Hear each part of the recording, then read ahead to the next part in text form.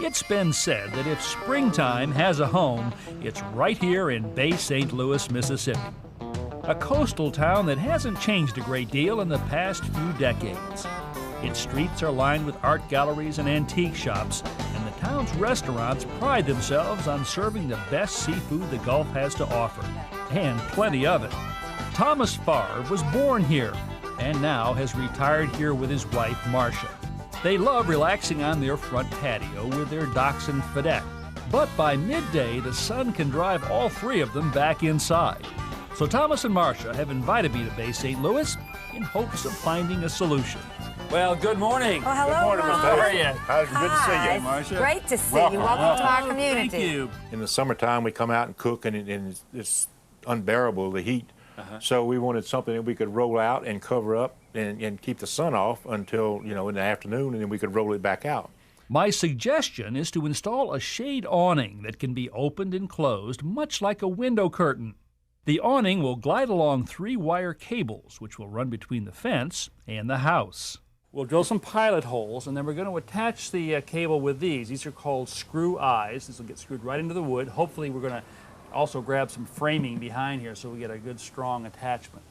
So we're ready to go. I'm going to get Thomas and Marcia, and we'll start drilling. All right, shall we begin? Yeah, I'm ready. Okay, go ahead on up there. Marcia, you feel like you're dressed for construction? Well, Ron, I don't know how familiar you are with Southern women, but a true Southern woman can do this project and probably change the oil in your car in her prom dress. Yes, I'm dressed right. Well, I guess you answered that question for me.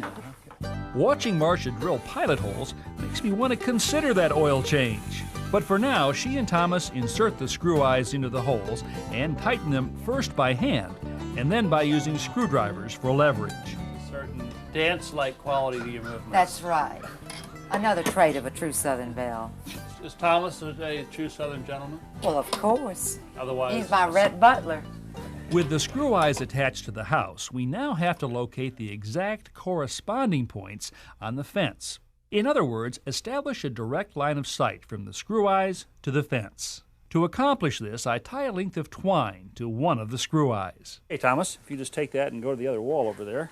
Thomas carries the twine across the patio to the fence, while I hold a carpenter's square perpendicular to the house. Come in this way a little bit. I direct him to move the twine side to side until it's parallel to one arm of the square. Good, right there. Thomas marks the spot where the twine meets the fence, and we repeat the process for the other two screw eyes. Next, we drill shank or clearance holes through each mark on the fence. There you go. Keep going all the way through, all the way through. There you go.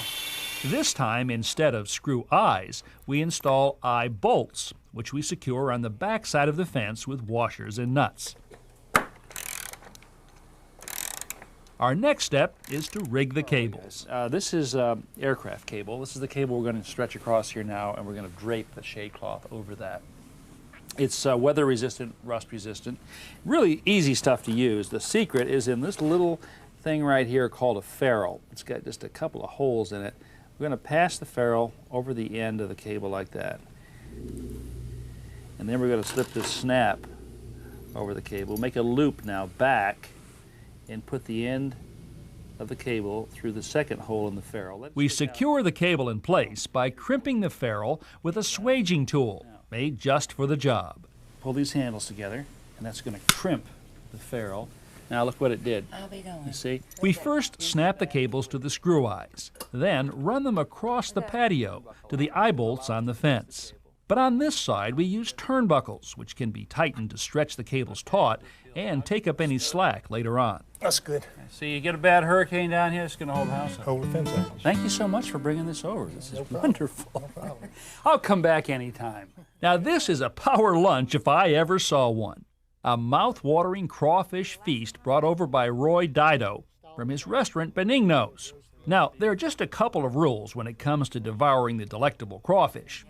Eat with your fingers, and don't hesitate to sink your teeth in. Well, maybe I should say sink your tooth in. Tooth, and then pinch the tail, and it should Bite and pull. just kind of manipulate it with that one tooth. And as you squeeze, it should come out. Oh, yes, indeed. Very good. Now, eating like this should be followed with a good nap. But alas, there's a job to finish. Now, this is the material that we're going to use to cover the patio.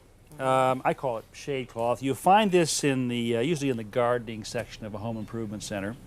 And it'll filter out about 90% of the ultraviolet rays. But the nice thing about it is because it's kind of an open weave like this, it allows air circulation. We need to sew hems on the unfinished edges of the shade cloth. Now, Marcia is normally the seamstress in the family, but to make things a little more interesting, we elect Thomas to do the honors. It's very good.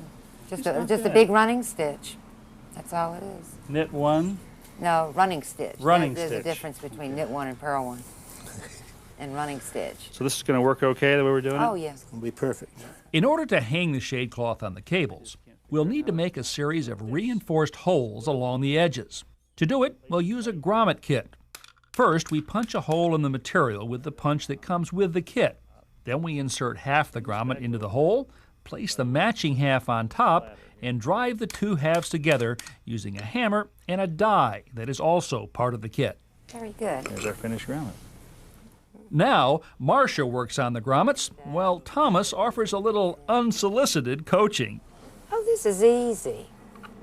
Now move your fingers, your fingers, and just whack it. Well, couples who laugh together through home improvement projects are okay in my book.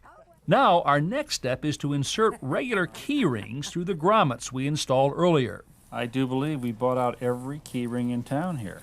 Next, we temporarily disconnect one end of each cable and pass it through the key rings.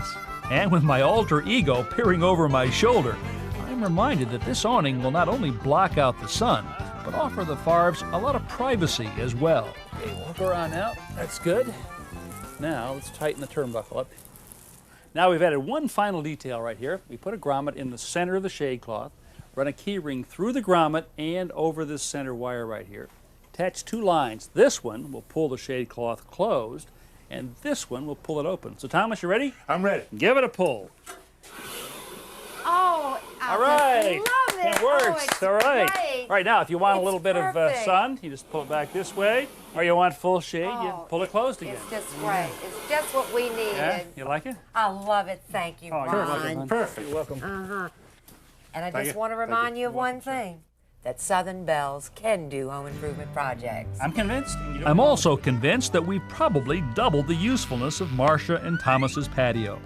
When that Mississippi sun starts blazing, a bit of cool shade is only a quick pull away. That's a feature I'm sure Fidette will appreciate too.